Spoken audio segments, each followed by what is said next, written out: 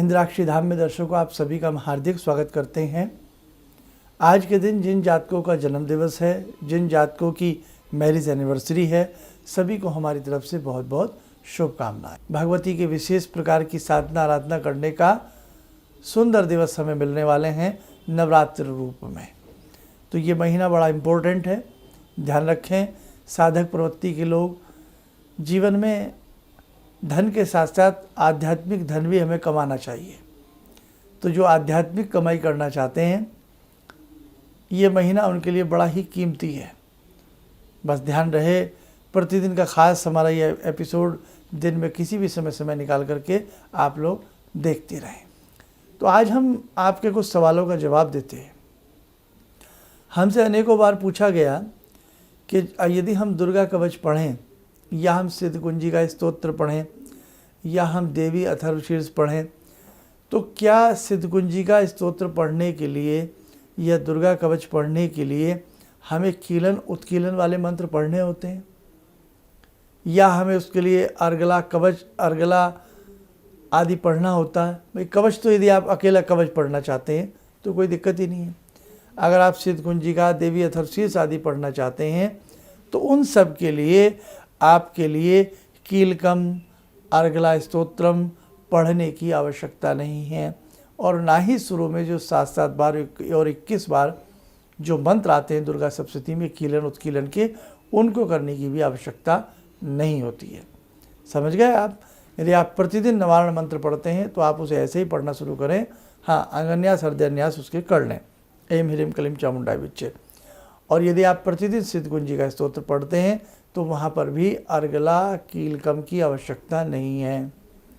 यदि आप केवल देवी अथर्वशीर्ष पढ़ना चाहते हैं तो भी आवश्यकता नहीं है।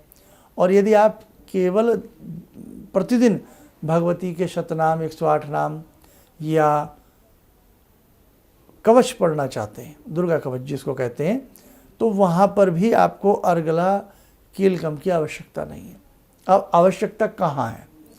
यदि आप प्रतिदिन पूरी दुर्गा सप्तशती पढ़ते हैं या दुर्गा सप्तशती के 13 अध्याय होते हैं, उन अध्यायों में से आप वो अपने हिसाब से अध्याय पढ़ते हैं, तब वहाँ पर आपको अर्गला कीलकम और जो कीलन उत्कीलन के मंत्र हैं उनकी आवश्यकता पड़ती है। और दर्शकों एक चीज़ और कहें, माँ भगवती की ये बहुत ही दुर्गा सप्तशती जो ऑथेंटिक बुक है, ये गीता प्रेस से है, इसको आप अपने घर में ज़रूर रखिएगा।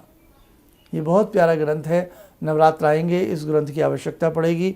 और देखो ये भी बता देते हैं आपको हम इस ग्रंथ के बारे में, मात्र 45 रुपये, 40-50 रुपये, कोई ज़्यादा तो नहीं है ना। पूरी इसके अंदर विधि विधान है। गीता प्रेस गोरखपुर की लें, हिंदी में भी आती है, हिंदी से और सरल हिंदी में भी आती है, मोटी छपाई में आती है, संस्कृत से हिंदी वर्जन भी आता है, केवल संस्कृत वर्जन भी आता, और अनेकों भाषाओं में भी ये मिल जाती है। आप मालूम करें, इंटरनेट पे भी सर्च कर सकते हैं, गीता प्रेस गोरखपुर, और पुस्तक का नाम, ग्रंथ का नाम दुर्गा सप्तशती। क्योंकि 700 इसके अंदर श्लोक हैं, इसलिए सती माने 100, दुर्गा सप्तशती, सप्त 7 शती 100, 700 श्लोक वाली। हालांकि ये भी एक इत्तेफाक की बात है, श्रीमद् भागवत गीता में भी 700 श्लोक हैं। इत्तेफाक है, भगवान की इच्छा है। तो दुर्गा सप्तशती आप सबके पास होनी चाहिए, क्योंकि नवरात्र में बहुत कीमती चीज़ें हैं जो मैं आपको समझाने वाला हूँ।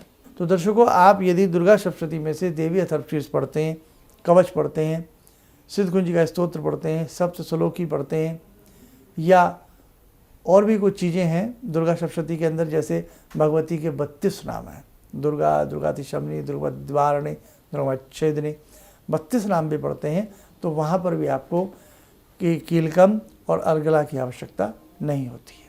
बाकी देखो भाई, समय है तो कुछ भी ज़्यादा से ज़्यादा कर लीजिएगा, किसी तरह का कोई पाप नहीं है, किसी तरह का कोई दोष नहीं है। समझ गए आप? आइए दर्शकों, समय हो चला है आज की ध्यान साधना से जुड़ने का। आज की ध्यान साधना में हम माँ भगवती से रूबरू होते हैं, माँ इंद्राक्षी से रूबरू होते हैं। माँ भगवती सभी की कामनाओं को पूर्ण करें, सभी की झोलियाँ भरें, ऐसी हम भगवती से, जगदम्बा से प्रार्थना करते हैं। तो दर्शकों, शायद ये आज कुछ कन्फ्यूज़न आपका दूर अवश्य हुआ होगा। कल फिर मिलेंगे नए विषय, नए सब्जेक्ट के साथ। इन्हीं शब्दों के साथ हम अपनी वाणी को विराम देते हैं। जय माँ इंद्राक्षी।